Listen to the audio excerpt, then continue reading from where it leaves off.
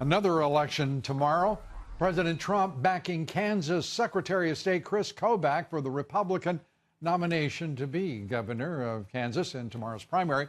President Trump tweeted this, quote, "Kris Kobach, a strong and early supporter of mine, is running for governor of the great state of Kansas. He is a fantastic guy who loves his state and our country. He will be a great governor and has my full and total endorsement. Strong on crime, border, and military. Vote Tuesday." Kris Kobach is the man the president was talking about. He joins us tonight, the Kansas Secretary of State, running for the Republican nomination, and the election suddenly is upon us. Kris, good to have you with us, and you're running basically neck and neck with your opponent. Some of the polls have you up. Give us a sense of where you are right now in the race, and evaluate for us the support, the endorsement of President Trump in Kansas. Oh, great to be back with you, Lou. Yeah, the polls had a single-digit race. Our latest poll had, and this was about 5 days ago, had us up about 9 points. But, 20% were undecided in that poll. And the president's endorsement comes at a pivotal time because it helps Republicans decide if they're trying to make up their mind in the last few days. So I'm so honored to have his support, and we're just delighted going into Election Day tomorrow to have President Trump behind us. The differentiator between you and your opponent, obviously you support the president's agenda, the contract to make America great again, and the differentiator for the voters of Kansas when they look at you and your opponent.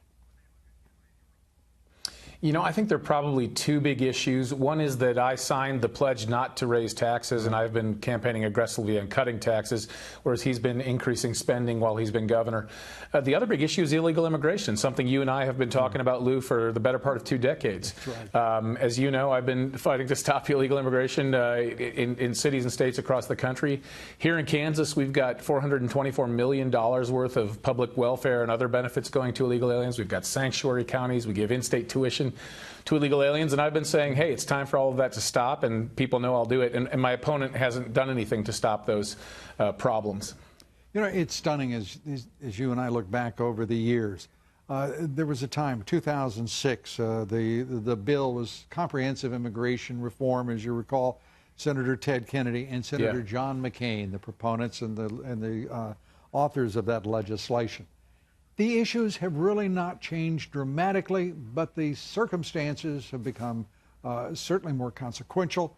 The issues and the possible consequences more dire than ever. And yet the establishment churns out propaganda daily that there's no cost to free trade, that there is no cost to illegal immigration and the assault on American middle-class jobs and those who aspire to our middle class. If it weren't for this president, my Lord, where would we be as a country? And that's a question I think every American going into this fall really needs to ask themselves.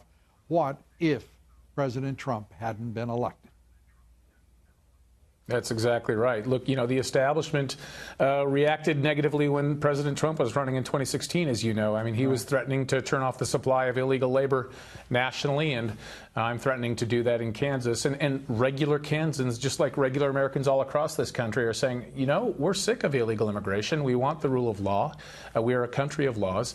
And I think we're seeing that in this Kansas election as well. Yeah, and in Kansas, this president has stood up against President Xi, the European Union, and said, we're going to have balanced trade. There will be no more of this Koch brothers nonsense. There's no more Chamber of Commerce blather. We're going to have balanced, reciprocal, fair trade. And no one is going to have to carry this on their backs, as literally millions of Americans have, whether their jobs were being outsourced, where there were manufacturing jobs being stripped out of the heartland, or whether it's farmers begging for markets instead of having access to them. Yeah, that's exactly right. Lou, you think about it, those are two issues that establishment Republicans and Democrats have refused to address for many decades, the illegal immigration problem and the trade imbalance. And we finally have a president who is addressing both of them, and everybody knows he's absolutely serious about doing it. And I think that's what you're seeing, in gubernatorial races like mine, where you have conservatives who echo the president's sentiment on those issues. A lot of people are saying, yeah, I agree with him. Yeah.